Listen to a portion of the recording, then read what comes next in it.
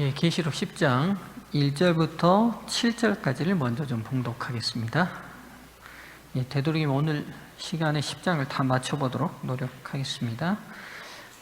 내가 또 보니 힘센 다른 천사가 구름을 입고 하늘에서 내려오는데 그 머리 위에 무지개가 있고 그 얼굴은 해 같고 그 발은 불기둥 같으며 그 손에는 펴놓인 작은 두루마리를 들고 그 오른발은 바다를 밟고 왼발은 땅을 밟고. 지금 제가 글을 읽는 동안 여러분 머릿속으로 이 장면을 지금 생각하셔야 돼요. 그렇죠?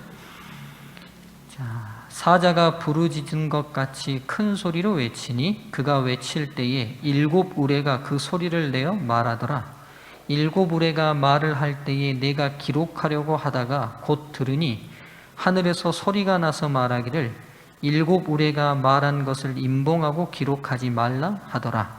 내가 본 바 바다와 땅을 밟고 서 있는 천사가 하늘을 향하여 오른손을 들고 세세토록 살아계신 이 곧 하늘과 그 가운데 있는 물건이며 땅과 그 가운데 있는 물건이며 바다와 그 가운데 있는 물건을 창조하신 이를 가리켜 맹세하여 이르되 지체하지 아니하리니 일곱째 천사가 소리내는 날 그의 나팔 불려고 할 때에 하나님이 그의 종 선지자들에게 전하신 복음과 같이 하나님의 그 비밀이 이루어지리라 하더라. 예. 지금 지난 시간에 우리가 이제 여섯째 나팔까지 했죠. 자, 이제 일곱 나팔을 좀 진행했던 과정들 좀 정리하면서 10장을 얘기할게요.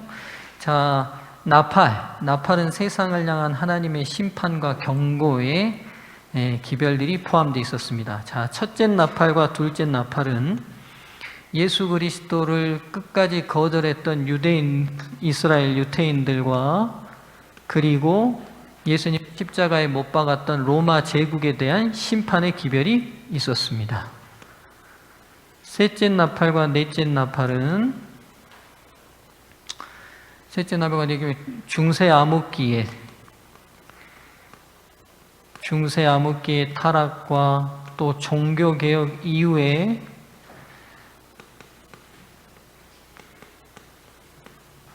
계속되는 배도에 대한 심판이 주어졌고요. 다섯째 나팔과 여섯째 나팔은 드디어 종교개혁 이후 계몽주의 시대에도 끊임없이 사람들이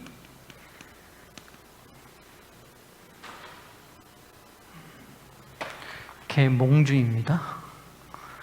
계몽주의 시대 이후에도 계속해서 사람들이 본인의 이성을 신으로 섬기고 하나님께로 돌아오지 않는 그 상황, 그리고 마지막 시대 때 사탄과 그의 세력들이 강력하게 활동하는 것들이 여섯째 나팔에 기록되어 있었습니다. 그리고 이제 마지막 일곱째 나팔에 예수님의 재림이 이루어질 것인데요. 이 여섯째 나팔과 일곱째 나팔 사이에 지금 오늘 삽입 장면이 들어가 있습니다. 이 삽입 장면이 지금 오늘 우리가 10장과 11장에서 보게 될 내용인데요. 이 구조는 동일하게 일곱인에서도 똑같이 이 구조를 가지고 있었죠. 다섯째인과 여섯째인과 일곱째인 사이에 14만 4천에 대한 삽입장이 들어가 있었어요. 그럼 이 삽입된 이 장면의 내용이 뭐냐면 마지막 하나님의 백성들이 하게 될 경험 그리고 그들의 사명이 이 삽입 장면을 통해서 등장합니다. 자, 이제 구체적으로 어떤 내용인지 우리가 하나하나 다루도록 하겠습니다.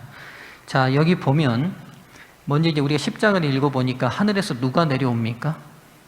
예, 힘센 천사가 내려옵니다. 지금 이제 이걸 요한이 지금 이제 계시를 보고 기록한 거니까요.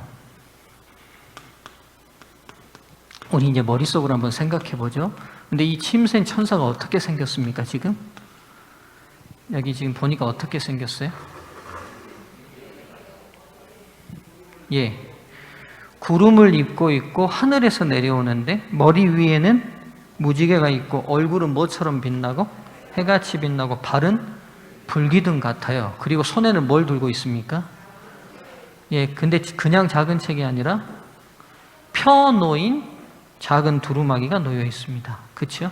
그리고 한쪽 발은 어디를 딛고 있고, 한쪽 발은 바다를 딛고 있고 왼쪽 발은 땅을 밟고 있습니다. 그렇죠? 여러분, 이 힘센 천사가 누구랑 좀 비슷하다는 느낌 못 받으셨어요? 예. 1장을 잠깐 펴보세요. 1장에 보시면 7 교회의 촛대 사이에 나타나신 예수님의 모습과 아주 흡사합니다. 아주 흡사해요. 보세요. 자, 1장 13절부터 제가 읽어볼게요. 촛대 사이에 인자 같은 이가 발에 끌리는 옷을 입고 가슴에 금띠를 띠고 그의 머리와 털의 희기가 흰 양털 같고 눈 같으며 그 눈은 불꽃 같고 그 발은 풀무불에 단련한 빛난 주석 같고, 그렇죠? 불기둥 같고, 그의 음성은 맑은 물소리와 같으며 그의 오른손에 7 별이 있고 그의 입에서 좌우에 날선 검이 나오고 그 얼굴은 뭐처럼 빛나고? 핵처럼 빛나고. 그렇죠? 1장에는 무지개가 둘렀다는 말은 안 나와요. 그런데 4장에 보면 4장 3절에 앉으신 이의 모양이 벽옥과 홍보석 같고 또 무지개가 있어. 그렇죠? 그러니까 아버지 하나님께 앉으신 보좌 그 주변에 무지개가 둘러 있어요. 그러니까 지금 이 힘센 천사가 누구의 모양과 누구의 보좌로부터 나왔다는 걸 알게 돼요. 이 힘센 천사를 예수님으로 해석하시는 분들도 있습니다. 그런데 이제 제가 볼 때는 여기서 예수님이란 말은 없으니까 우리가 힘센 천사로 이해하면서 볼 때 적어도 그가 예수님과 같은, 예수님이 영광의 모습으로 나타났던 모습, 그리고 하나님 보좌에 둘린 무지개가 둘린 걸 봐서는 이 힘센 천사가 거의 하나님과 같은 권위로 지금 하늘에서 내려오고 있는 건 틀림없어요. 그렇죠? 예수님이 가지신 권위, 하나님이 가지신 권위를 그대로 가지고, 그러니까 굉장히 막중한 임무를 가지고 이 힘센 천사가 하늘에서 내려오고 있는 건 틀림없습니다. 그렇죠? 자, 그리고 또 이 천사의 손에 뭐가 놓여 있냐면, 뭐가 놓여 있어요? 펴 놓인 작은 두루마리가 놓여 있습니다. 여러분, 이 계시록 안에서 두루마리가 어디 나옵니까? 두루마리가 어디서 나와요? 그렇죠. 그러니까 지금 우리가 지금 성경을 연구하는 가장 기본적인 방법대로 연구하고 있어요. 그게 뭐냐면 이 장면에서 전부 다 정보를 다 제공하지 않아요. 그러면 성경이 서로 짝을 가지고 있기 때문에 이 장면에서 다 정보를 제공하지 않는 부분을 다른 성경에서 제공하는 장면을 가져다가 정보를 얻고 있는 거예요. 이해되시죠? 그러니까 성경이 어느 한 부분을 딱 설명할 때 그 부분을 완벽하게 이 부분에서 설명하지 않아요. 설명하지 않고 여기저기 곳곳에 거기에 대한 정보가 다 포함되어 있고 그것들을 조합해서 볼 때만이 정확하게 뜻이 드러나도록 성경이 구성되어 있어요. 그렇죠? 그러니까 여러분, 이런 장면들을 볼 때에 도대체 이 두루마리가 뭘까 우리가 궁금하잖아요. 근데 이 본문 안에서는 이 두루마리가 정확히 뭔지 나와요, 안 나와요? 아무리 읽어도 이 본문 안에서는 안 나와요. 그러면 실망할 필요 없이 성경 전체를 통해서 두루마리에 대한 언급이 어디 있는지, 계시가 어디 있는지를 찾으면 돼요. 그러면 먼저 지금 여기 10장 안에서 작은 두루마리가 나왔으면 이 10장 안에서 이 두루마리를 설명하고 있지 않으면 이제 어떻게 하면 되냐면 계시록 전체 안에서 두루마리를 어디서 얘기하고 있는지 찾으면 돼요. 그러면 계시록 전체 안에서도 잘 보이지 않으면 어떻게 하면 돼요? 성경 전체로 확대하면 돼요. 그러면 분명히 이 본문에서 다 정보를 제공하지 않는 부분을 또 다른 성경에서 분명히 찾아서 답을 제공해 주게 돼 있습니다. 자, 여러분, 그럼 보시죠. 지금 10장 안에서 이 두루마리가 나온 정보라고는 이거밖에 없어요. 힘센 천사가 그의 손에 펴 놓인 채 가지고 있는 작은 두루마리라는 정보밖에는 없어요. 그럼 이 두루마리가 도대체 뭘까? 우리가 궁금하면 계시록 전체를 통해서 한번 확인해 보면 돼요. 그럼 계시록에서 여러분 두루마리라는 부분이 어디 나온 장면이 있어요? 기억을 좀 더듬어 보십시오. 어디 있습니까? 멀리 안 가도 있습니다, 여러분. 예, 거기서 5장만 띄어서 앞으로 가보십시오. 5장에 보면, 그렇죠? 5장에 보면 하나님 보좌가 보였고 하나님 보좌 오른편에 뭐가 있었어요? 7개 인으로 봉해진 두루마리가 있었잖아요. 그쵸? 그쵸? 그리고 이 두루마리에 대해서 5장 2절 보세요. 또 봄에 힘 있는 천사가, 지금 보세요. 그러니까 이 천사가 같은 천사예요. 그렇죠? 지금 10장의 이 힘센 천사가 이 5장의 힘 있는 천사, 그러니까 같은 표현이잖아요. 힘센 천사, 힘 있는 천사. 그렇죠? 이 힘 있는 천사가 5장 장면을 좀 다시 생각해 보세요. 하나님 보호자 오른편에 임봉되어 있는, 봉해져 있는 두루마리가 놓여 있었어요. 이걸 누가 설명하고 있냐면 이 힘 있는 천사가 5장에서 설명하고 있어요. 근데 이게 임봉됐는데 이걸 과연 열 사람이 있어요, 없어요? 없어요. 그것 때문에 요한이 울었을 때 유다 자손, 다윗의 뿌리, 예수 그리스도가 드디어 승리하셔서 열 수 있게 됐다는 기쁜 소리가 이제 5장에서 나오잖아요. 그러면 분명히 보면, 자 보세요. 지금 이때 5장에서 등장할 때 하나님 오른편에 놓여 있었던 두루마리는 펼쳐져 있었어요? 두루마리로 감겨서 임봉돼 있었어요?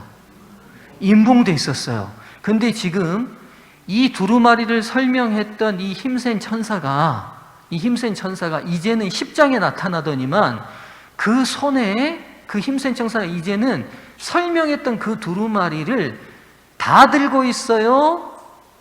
부분만 들고 있어요? 다 들고 있어요? 그 두루마리 전체를 들고 있어요? 부분만 들고 있어요? 부분만요.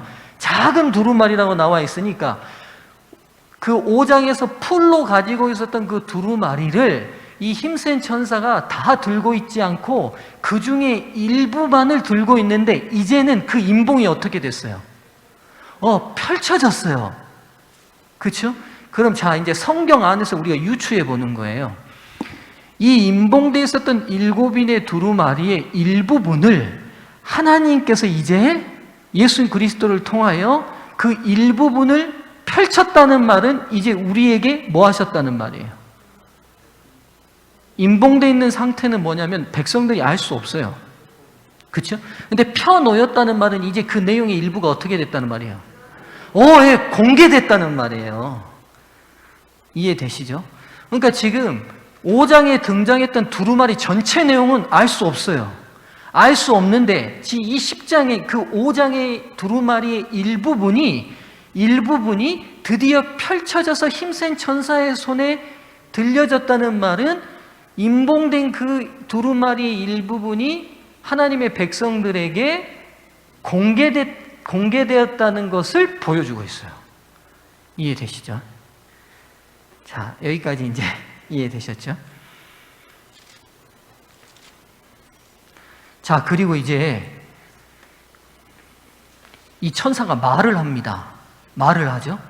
자, 그 천사가 한쪽 발은 땅에 짚고 한쪽 발은 바다를 짚고 있다고 돼 있어요. 오른발, 왼발이 땅과, 이게 무슨 의미일까요?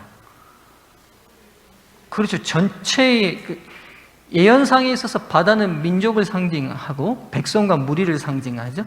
땅은 혹은 무인지경을 상징하기도 해요. 여하튼 지구의 구성 요소가 땅과 바다로 이루어졌는데 거기에 발을 다 디디고 있다는 말은 이 힘센 천사의 펴놓인 기별이 이 땅 어느 누구에게도 감춰지지 않고 모두에게 전해질 기별이라는 사실을 이 천사의 발 위치 선정이 우리에게 보여주고 있어요. 아시겠죠? 자, 그 다음에 이제 드디어 이 천사가 말을 하는데 소리가 무슨 소리 같다고 돼 있어요? 사자가 부르짖는 것 같다고 돼 있어요. 그렇죠? 사자가 부르짖는 것 같다고. 맞죠? 여러분 호세아 11장 10절, 호세아 11장 10절, 그 다음에 아모스 3장 8절을 보면 하나님의 음성을 비유적으로 자주 뭐라고 묘사하냐면 사자의 소리라고 묘사합니다. 그러니까 지금 이 천사가 전하는 기별이 사자의 소리 같다는 말이 으르렁 대는 그 소리의 의미도 있지만 단순히 으르렁 된다는 게 아니라 그 기별의 강력함이 하나님이 전하는 음성을 대변하고 있다는 걸 알게 돼요. 그 다음에 또 무슨 소리 같다고 돼 있어요? 일곱 우레 같다고 그랬는데 시내산에서 예수 하나님께서 법궤를 주시기 위해서 임하셨을 때 무슨 소리가 났어요? 하나님이 임재하실 때 동반하는 늘 소리가 있어요. 구약에 보면 우레와 천둥과 번개가 동반되잖아요. 그렇죠? 근데 그냥 우레가 아니라 그냥 천둥이 아니라 7천둥이래요. 7은 언제 어디서 늘 붙어요? 완전을 상징하죠. 완전하신 하나님의 기별을 상징해요. 이해되시죠? 근데 여러분 특이한 말이 붙습니다. 4절에 보면 우레가 말한 것을 임봉하고 기록하지 말라 그래요. 그러니까 지금 이 천사가 한쪽에 펴놓인 두루마리를 가지고 있고 또 다른 기별을 막 전하고 있는데 요한이 듣고 그 기별을 받아 적으려고 그랬더니만 뭐라고 말해요? 이 내가 지금 말한 것은 받아 적지 말라는 거예요. 이게 무슨 의미일까요, 여러분? 신명기 29장 29절 한번 띄워주십시오. 신명기 29장 29절. 자, 이 부분인데 저쪽 보이신가요? 칠판 때문에 안 보이십니까? 자, 한번 읽어볼게요. 시작. 오묘한 일은 우리 하나님 여호와께 속하였거니와 나타난 일은 영구히 우리와 우리 자손에게 속하였나니 이는 우리로 이 율법의 모든 말씀을 행하게 하심이니라. 자, 여러분, 하나님께서 미래에 대한 모든 것들을 다 가르쳐 주십니까? 아니면 우리의 구원과 관계된 부분만 가르쳐 주십니까? 네, 제 말 다시 한번 들어보세요. 하나님이 미래에 이루어질 모든 일들을 우리에게 다 세세히 가르치십니까? 공개하십니까? 아니면 우리의 구원과 관계된 중요한 부분만 공개하십니까? 네. 네. 지금 이제 이 부분이 이걸 우리에게 명료하게 보여주는 거예요. 펴놓인 작은 두루마리 내용은 우리에게 다 공개하시지만 지금 이 힘센 천 사자와 같고 일곱 우리와 같이 바라는 소리는 요한이 받아 적으려고 했더니만 이건 공개되는 내용이 아니라고 딱 닫으세요. 이걸 예언을 우리가 공부하고 임할 때에 가져야 될 중요한 자세를 지금 이 부분이 보여주고 있어요. 제가 몇 번 설명드렸습니다만 계시록이나 다니엘서를 공부할 때 우리가 미래가 궁금합니다. 앞으로 우리가 알고 있는 일요일 휴업령이 어떻게 내릴 것이며 이게 다 궁금해요. 교황권이 어떻게 행동할 것인지 막 다 궁금하다 보니까 자칫 성경이 밝히고 있지 않은 부분까지도 우리가 막 추론하려고 그래요. 그래서 백신을 맞으면 되네 안 되네, 베리칩이 들었네 안 들었네 막 이런 소리를 해요. 그런 걸 목사님들이 한다고 그러잖아요. 일반교회 목사님들이 그렇게 하면 노예가 되고 앞으로 그 종교단체에서 그런 뉴스를 말한대요. 그게 사실이고 아니고 여부를 떠나서 문제는 계시록은 그런 부분을 말하고 있지 않다는 거예요. 예수님이 언제 오실지 말해요, 안 해요? 오신다고는 분명히 말해요. 근데 오시는 날짜는 우리에게 공개 안 하셨어요. 맞죠? 그리고 그분이 오실 때에 그분 오른쪽에 누가 있고 왼쪽에 누가 있는지 공개하셔야 안 하셔요? 안 하세요. 그분이 그냥 구름 타고만 오신다고 성경은 공개해요. 그렇죠? 그러니까 지금 우리가 계시에 임하는 중요한 자세는 하나님이 우리의 구원과 직결되고 중요한 문제가 아닐 때는 임봉하고 공개하지 않으세요. 그리고 닥치면 알게 돼요, 그거는. 근데 우리의 구원과 직결되는 중요한 문제, 우리가 이걸 몰라서는 구원을 받을 수 없는 문제에 있어서만큼은 공개하시는 거죠. 그러니까 이 힘센 천사가 가지고 있는 기별과 전하는 메시지, 어느 하나는 공개되고 어느 하나는 것은 공개되지 못하게 하는 의미가 무엇인지를 재림 성도로서 좀 잘 이해하고 예언에 임하셨으면 좋겠어요. 그러니까 우리가 미래에 대한 관심을 갖는 건 좋은데 너무 성경이 밝히고 있지 않는 내용까지에도 관심을 가져서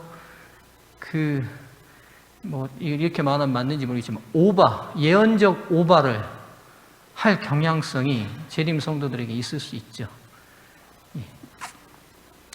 자, 그리고 이제 이 5절에 이 천사가 하는 행동을 한번 보시죠. 하늘을 향하여 뭘 들었어요? 손을 듭니다. 오른손을 들고 그 다음 뭐라고 말하죠? 누구의 이름을 두고 맹세합니까? 하나님을 두고 맹세합니다. 그리고 뭐라고 말해요? 지체하지 아니하리라 그래요. 여러분, 지체하지 아니하리라 앞에 숫자 1이라고 써지고 가로쳐져 있죠? 그쵸?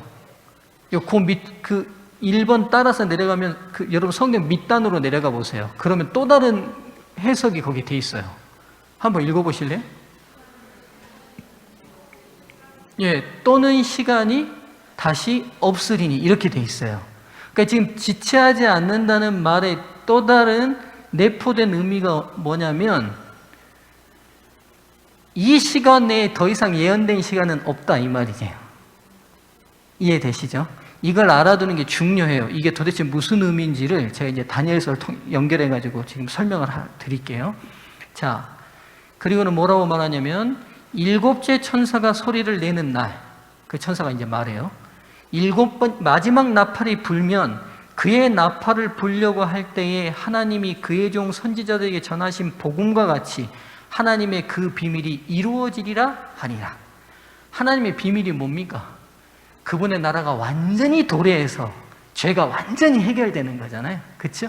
마지막 일곱째 나팔이 불면 그 모든 비밀이 완전히 공개되고 끝난다고 이 천사가 말해요. 그렇죠? 자, 여기까지 좀 기본적인 기초를 가지고 이제 이 부분들을 좀 더 소상하게 보시게요. 이제 문제는 이 펴놓인 작은 두루마리의 내용이 뭐냐는 거예요. 펴 놓여져 있잖아요. 그렇죠? 펴 놓여져 있잖아요.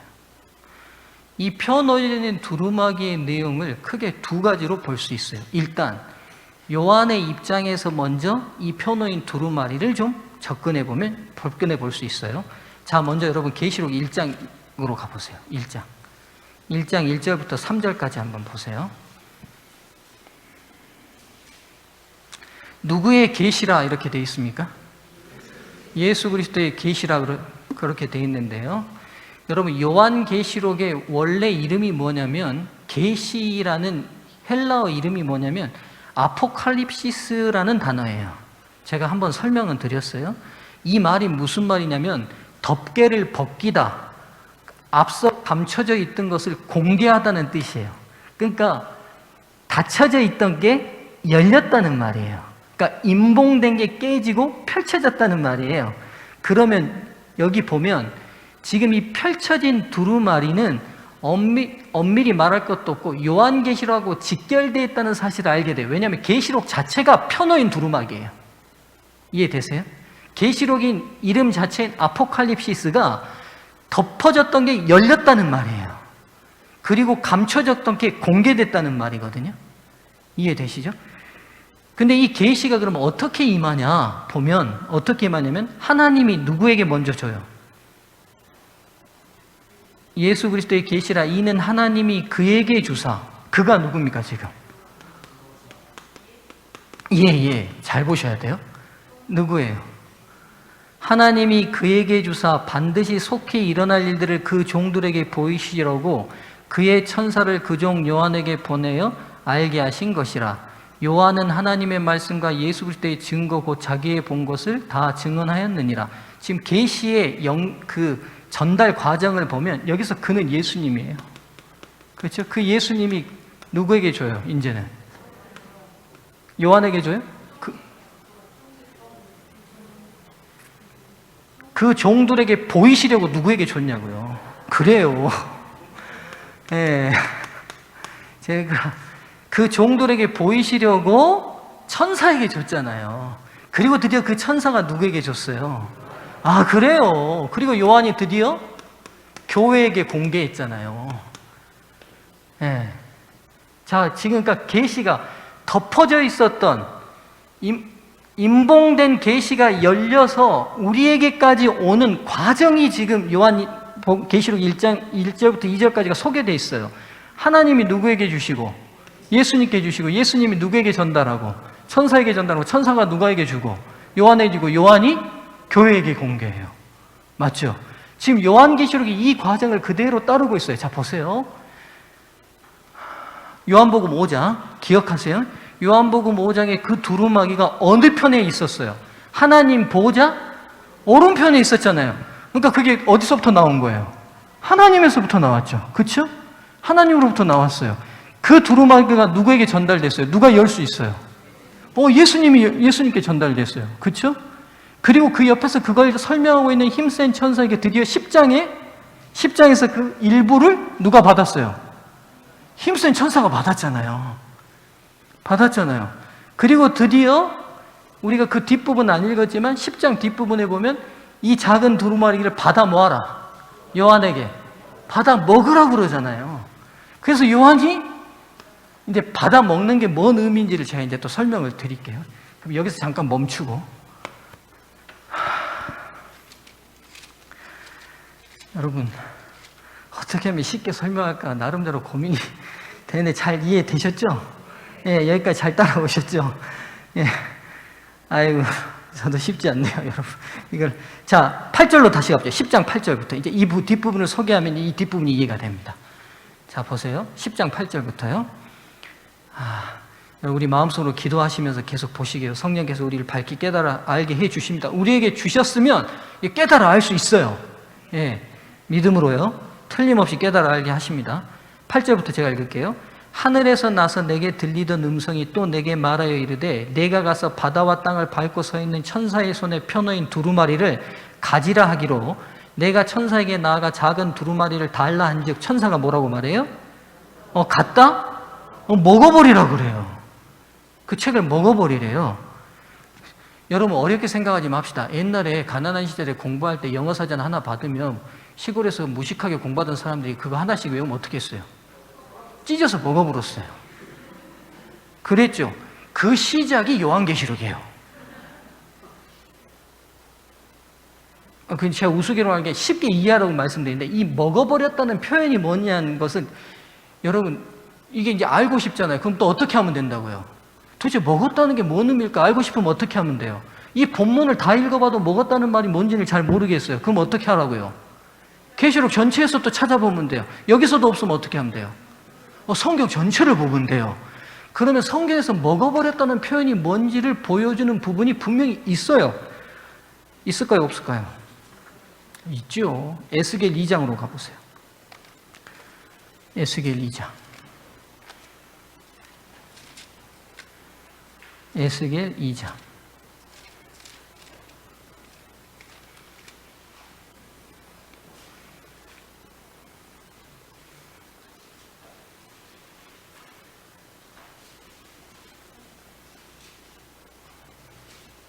자, 보세요, 여러분. 자, 2장 8절부터 제가 읽어볼게요. 너 인자야, 내가 내게 이르는 말을 듣고 그 패역한 족속같이 패역하지 말고 내 입을 벌리고 내게 주는 것을 먹으라 하시기로.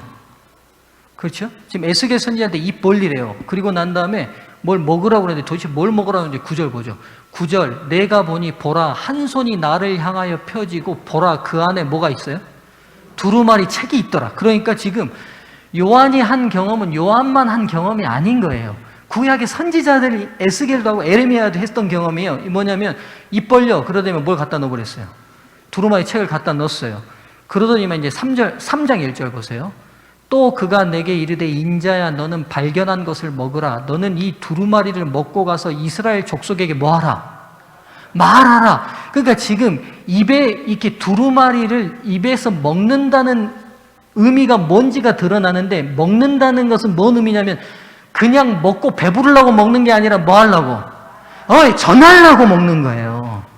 그래서 지금 선지자가 두루마리를 먹는 행위는 뭐의 의미냐면 받은 기별을 전하는 의미예요. 자,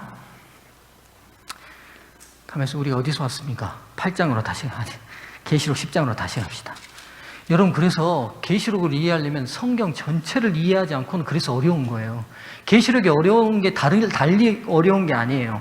다른 성경책은 그 본문만 충분히 읽어도 이해할 수 있잖아요. 뭐 마태복음이든 어디든 우리가 본문을 충분히 읽다 보면 그 본문 안에서 이해가 되는데 계시록은 성경 전체의 배경이 없으면 이해할 수 없는 난해한 게 아니라 어려운 부분이 있는 거예요. 그래서 자 다시 계시록 10장으로 갈게요.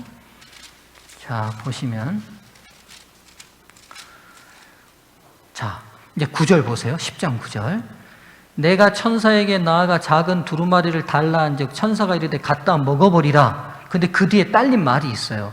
내 배에는 뭐나 쓰나 내 입에는 꿀같이 달리라 하거늘 내가 천사의 손에서 작은 두루마리를 갖다 먹어버리니 내 입에는 꿀같이 다나 먹은 후에는 내 배에서는 쓰게 되더라. 그렇죠? 그럼 이제 먹었어요. 먹었더니만 무슨 반응이 나타났냐면 입에는 엄청 달아. 근데 배에는 써.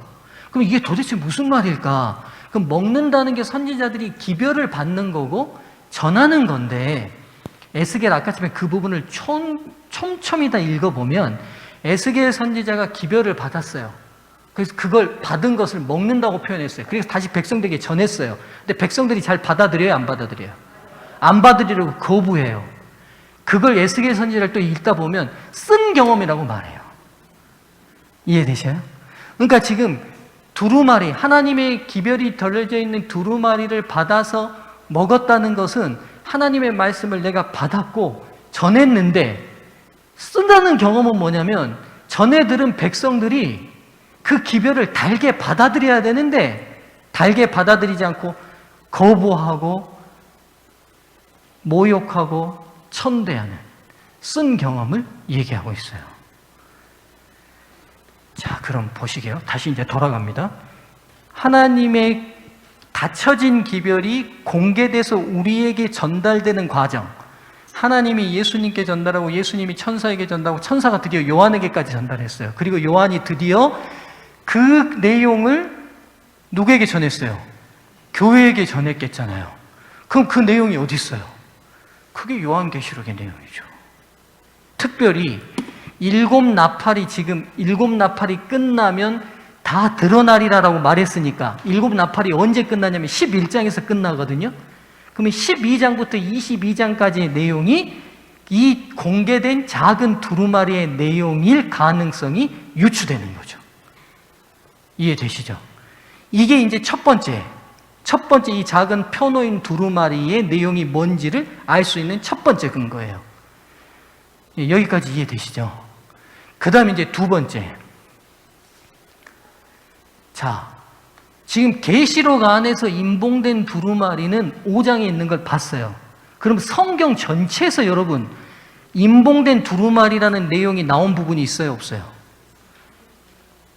다니엘 12장으로 가십시오. 다니엘 12장. 다니엘 12장. 주님 도와주십시오. 자, 다니엘 12장 가셨죠? 자, 다니엘의 계시가 다 주어지고 난 다음에 하나님께서 다니엘에게 뭐라고 말씀하시냐면 4절 보세요. 4절부터 다니엘아, 마지막 때까지 이 말을 뭐하고? 간수하고 이 글을 뭐하라? 봉함하라. 많은 사람이 빨리 왕래하며 지식이 더하리라.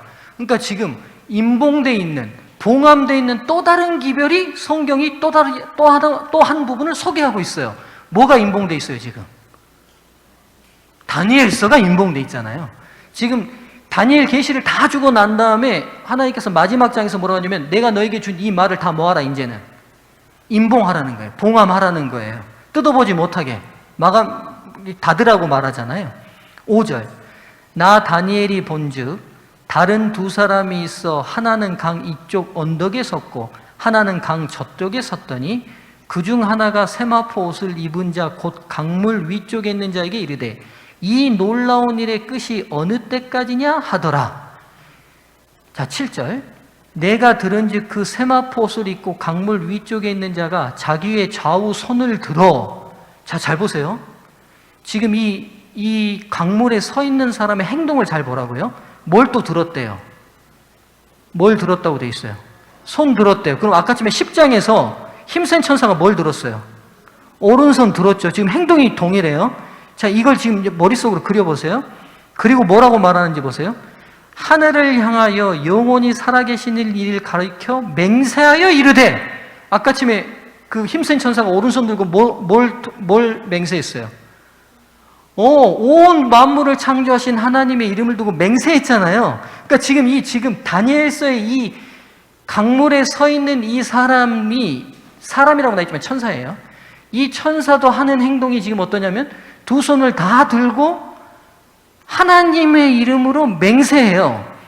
지금 계시록의 10장에 있는 그 힘센 천사도 오른손을 들고 천하 만물을 지으신 하나님을 두고 맹세해요. 그러니까 지금 두 존재의 행동이 다 어때요? 같잖아요. 그렇죠?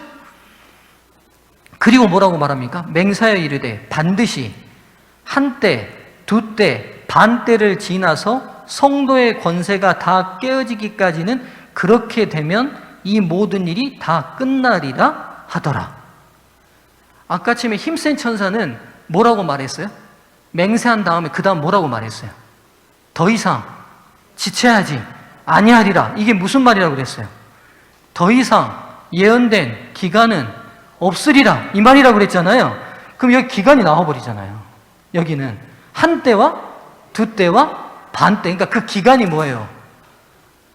더 이상 시간이 없겠다는 그 시간이 뭐예요? 지금 계시록의 그 시간이 이 다니엘과 같이 대치되잖아요. 이게 무슨 기간이에요? 이게 한때, 두때, 반때인 거예요. 그 우리가 한때, 두때, 반때는 잘 알아요.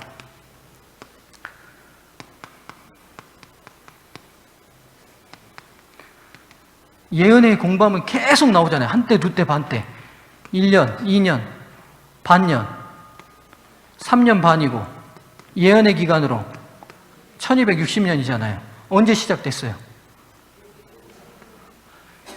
로마 교황권이 형성된 538년부터 언제 끝났습니까? 교황청이 폐쇄된 1798년에 끝나잖아요. 그러면 잘 보세요. 지금 다니엘이 말한 마지막 때는 언제 되느냐 그랬더니만 한때, 두때, 반때가 지나야 된다는 거예요. 그러니까 끝날은 언제 이후에 되는 거예요? 1798년 이후에 되는 거예요. 이후에. 그러니까 종말은 언제 오냐면 1798년 이후에 와요. 지금 다니엘의 해석으로 따지냐면 그런 문제는 계시록 10장에서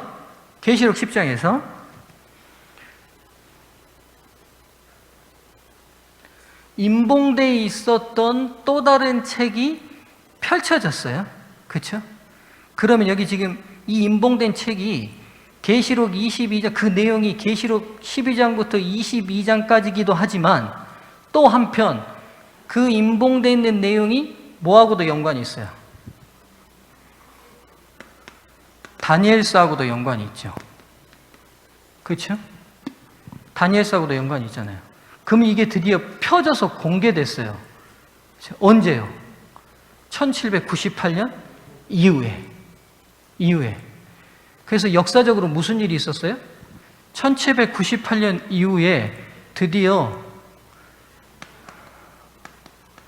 성서 공회들이 생기면서 성경이 대량 보급되기 시작했어요. 그렇죠? 우리가 잘 아는 것처럼 로마 교황권이 무너지면서 못 봤던 성경들이 대량으로 공개되기 시작했어요. 그러면서 못 봤던 성경에 대한 깊은 관심들을 갖기 시작하면서 사람들이 뭐에 특별히 관심에 눈을 떴어요? 예수님이 재림하신다는 내용이 생각보다 성경에 너무 많은 거예요. 그러면 언제 재림하시냐가 궁금해진 거예요. 그래서 그들이 언제 도대체 그분이 오시는가 찾다가 어디 연구에 몰두하기 시작했어요. 자, 보세요. 마태 24장이 재림의 징조장인데 그 재림의 징조장에 멸망에 가증한 것이 거룩한 것에 선 것을 보거든 읽는 자는 깨달을진저. 그럼 도대체 이 표현이 어디서 왔냐는 거예요. 보니까 그 표현이 어디서 왔어요? 다니엘서에서 왔어요. 그러면서 드디어 사람들이 다니엘서를 깊이 연구하기 시작한 거예요. 그러면서 드디어 다니엘 8장 14절에 2300주야까지니 성소가 정결함을 입겠다. 그러면 지상에 있던 성소가 깨끗해진다는 말씀은 예수님이 이 땅에 재림하신다는 거고, 그러면 도대체 2300주야가 언제 끝나는가를 찾기 시작한 거죠. 그러면서 언제 결론을 내려요? 1844년 10월 22일이 2300주야가 끝나는 날로 선정하고 윌리엄 밀러를 비롯하여 모든 초교파적인 재림운동이 이 시기에 일어나기 시작하죠. 그렇죠? 이때의 이 미국과 유럽의 분위기는 이루 말로 헤아릴 수가 없었어요. 1830년대부터 시작이 됐거든요. 이 재림운동이 1844년이 가까이 오면서 그리스도가 오신다, 드디어 우리가 저 영원한 하늘 번향으로 회복된다는 이 재림운동은 온 유럽과 미국을 얼마나 뜨겁게 했는지 몰라요. 그래서 여러분이 가까이 오니까요, 상점들이 다 문을 열어버렸어요. 가난한 사람들 물건 다 가져가십시오.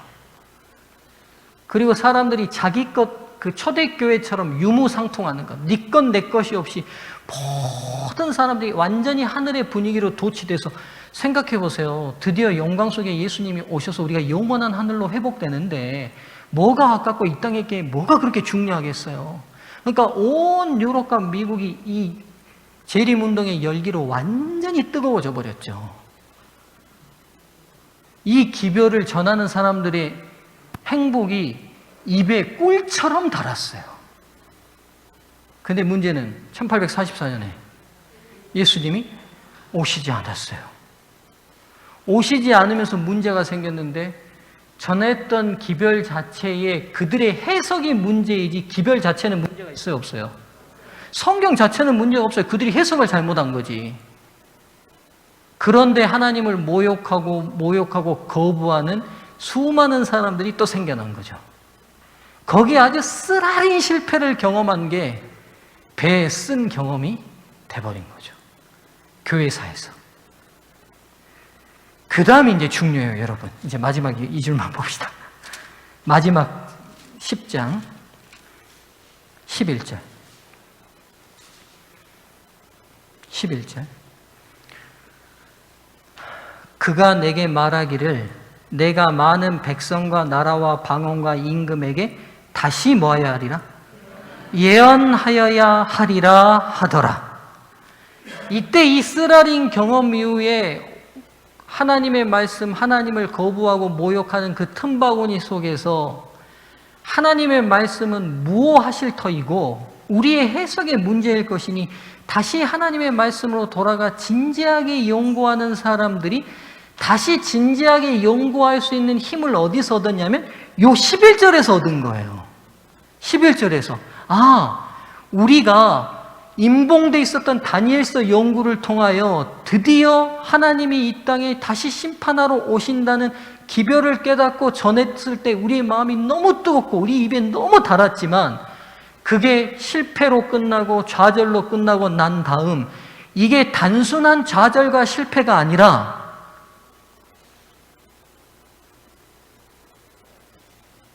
임봉돼 있었던 부분 중에 펼쳐진 부분 중에 해석 못하고 연구 안 한 부분이 있었어요, 없었어요? 계시록 이 뒷부분 연구 안 했어요, 그때.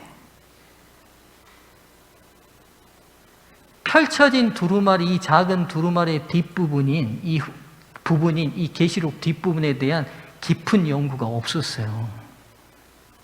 그들이 그래서 우리의 쓴 경험이 다시 예언하여 증거해야 될 또 다른 사명의 자리라는 것을 깨닫게 된 거예요. 깨닫게 된 거예요. 사랑하는 성도님들이셔, 오늘 우리가 자각해야 될 위치가 이거죠. 다시 예언해야 될 사명이 오늘 저와 여러분이 부여받은 사명입니다. 12장부터 22장까지의 쭉 많은 내용들은 하나님이 이 땅의 왕으로 다시 오신다는 분명한 내용이잖아요. 그렇죠? 우리가 그것을 온 민족에게 다시 증거해야 될 사명이 우리에게 주어졌다는 것을 자각하는 것이 오늘 10장을 연구하는 우리들의 중요한 교훈이 돼야 합니다. 짧은 시간 안에 이게 다 하려다 보니까 이제 일단 설명은 다 드렸습니다. 정리를 좀 다시 해볼게요. 자, 보세요. 임봉되어 있는 계시가 임하는 과정에 따라서 계시록이 동일하게 우리에게까지 주어졌어요. 이해되셨죠? 그리고 또 하나, 임봉되어 있는 기별은 다니엘서와도 연관이 있다는 걸 알게 됐어요. 그렇죠?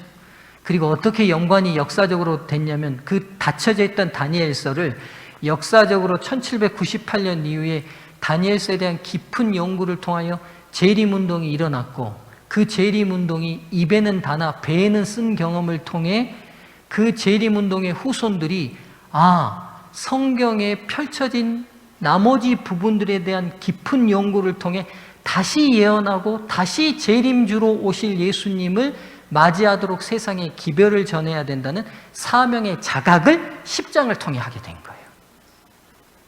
이해되시죠? 오늘 우리 재림교회가 태동하게 된 중요한 포인트가 바로 이 10장과 관계되어 있습니다. 다시 예언하여야 하리라, 이 말씀이.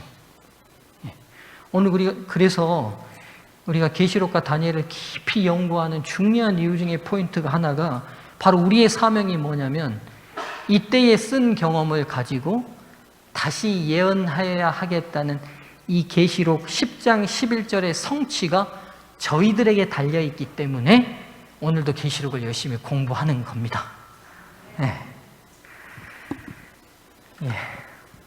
여기까지 하겠습니다. 다음 시간에 11장 하겠습니다. 11장은 두 증인에 대한 이야기가 나오는데요. 여러분, 제가 좀 당부드리고 싶은 건 다음 주 금요일 날 11장 하거든요.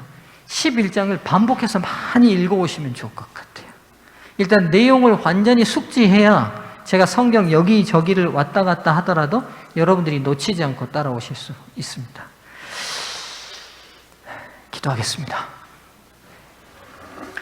은혜로우신 하나님, 안식을 맞이한 첫 번째 예배 시간에 계시록 10장의 말씀을 열어서 보게 되었습니다. 교회의 역사를 통해 일어났던 입에는 다나 배에는 썼던 그 모든 경험까지도 하나님 예언해 놓으셨고 성취시키셨습니다. 이제 다시 예언해야 될 성취만을 남겨놓고 있습니다. 우리가 그 성취의 이론이 되게 도와주시고 하나님이 성취시키는 도구들이 되도록 저희를 사용해 주시옵소서. 열려져 있는 하나님의 계시를 밝히 깨달아 알므로 우리의 신앙의 확신과 그리스도를 향한 뜨거운 사랑과 굳건한 믿음이 뿌리내릴 수 있게 도와주시옵소서. 혹 이해되지 않는 부분이 있거든 성령께 지혜를 구하게 도와주시고 우리가 간절히 알려고 할 때 하나님 깨우쳐 주실 것을 믿고 진지하게 하나님 말씀을 사랑하는 서중앙 성도들 되도록 도와주시옵소서. 주님께서 함께해 주실 것을 인해 감사드리며 예수님의 이름으로 기도드립니다. 아멘.